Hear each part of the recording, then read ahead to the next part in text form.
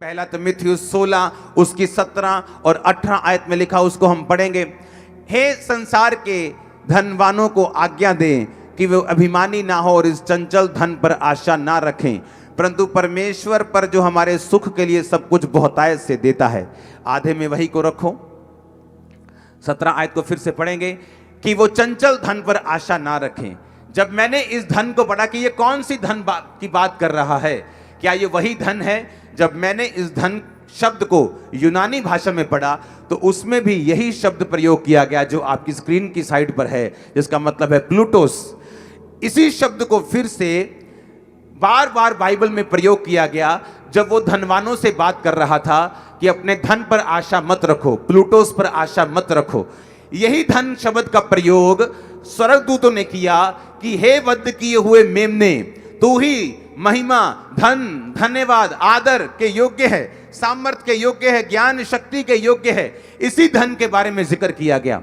मैं बड़ा हैरान था कि वही धन जो परमेश्वर नीचे प्रयोग कर रहा है, ये उसी धन की स्वर्गदूत बात कर रहे हैं, स्वर्ग में बात कर रहे हैं, जीसस क्राइस्ट को बोल रहे हैं कि तू ही इस धन के योग्य है।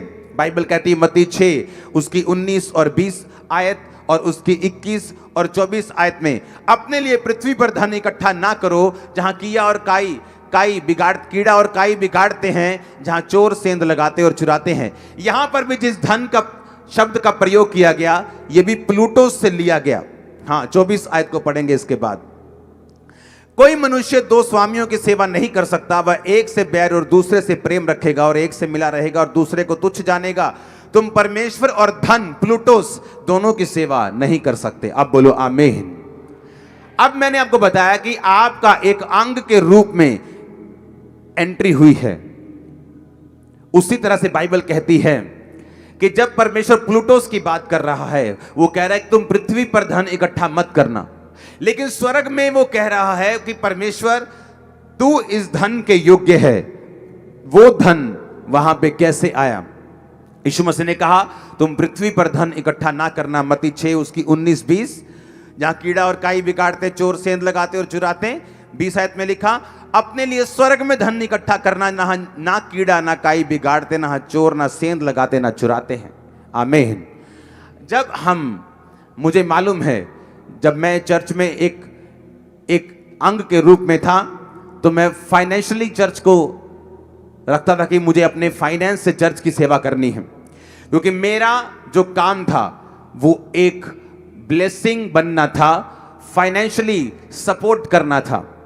अब मुझे धरती पर धन इकट्ठा करने की आज्ञा नहीं, और परमेश्वर ने कहा तुम धरती पर धन इकट्ठा नहीं करना, स्वर्ग में करना। तो स्वर्ग में वो धन इकट्ठा कैसे हो सकता है? जब मैं वो धन परमेश्वर के सामने रख दूंगा, जब मैं वो धन परमेश्वर के राज्य में बो दूंगा, मेरा वो धन डायरेक्ट स्वर्ग में जाता है, और परमेश्वर के सामने स्वर्गदूत फिर यही बोलते हैं कि तू इसी धन और महिमा और सामर्थ के योग्य है।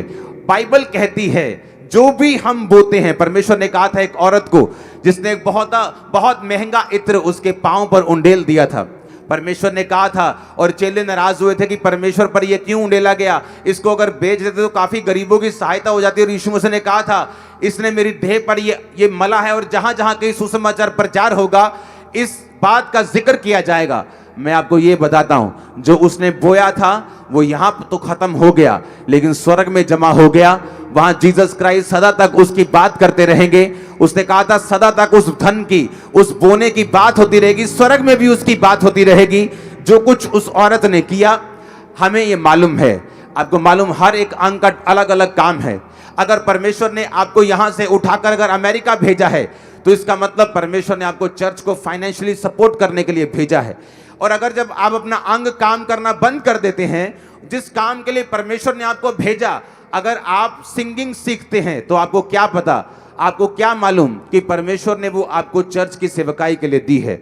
अगर आप किसी कैरियर में हैं, आप अच्छी आईटी में हैं, आप कैमरा चलाना जानते हैं, आप सफाई करना जानते हैं, प्रबंध करना जानते हैं, बाइबल कहती है कोई प्रबंध करने वाला है, कोई उपकार करने वाला है, कोई बोने वाला है, कोई गैर भाषा बोलने वाला है। क्या सब प्रबंध करते हैं? क्या सब गैर भाषा बोलते हैं? क्या सब चंगा करते हैं? परमेश्वर ने कहा नहीं, हर एक अंग जब अपना अपना काम करेगा तो वो आशीषित ही होगा। इसलिए पौलुस ने कुछ कलीसियाओं को बोला कि मेरा परमेश्वर तुम्हारी हर घटी को महिमा सहित मसीह यीशु में पूरा करेगा। किन कलीसियाओं को? जिन्होंने पौलुस की मिशनरी कामों में पौलुस की सहायता की थी।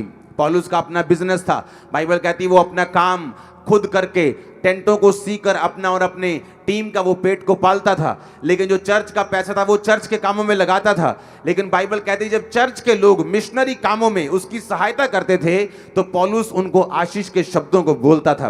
परमेश्वर ने कहा तुम मूसा की बात को सुनोगे, मूसा से मैं बात करूंगा, मूसा की अगुवाई मैं करूंगा और तुम लोग मूसा की बात सुनोगे, और जो कोई उस भविष्यद्वक्ता की बात को सुनेगा वो सब लोग आशीषित होंगे। परमेश्वर के दास के द्वारा टीचिंग्स को सुनने के लिए, अनाउंसमेंट्स और अपडेट्स को जानने के लिए आप हमारे YouTube चैनल को सब्सक्राइब करें और साथ में बेल आइकन को दबाएं ताकि जब भी कोई नई अपडेट हो तो आप सबसे पहले जान सकें।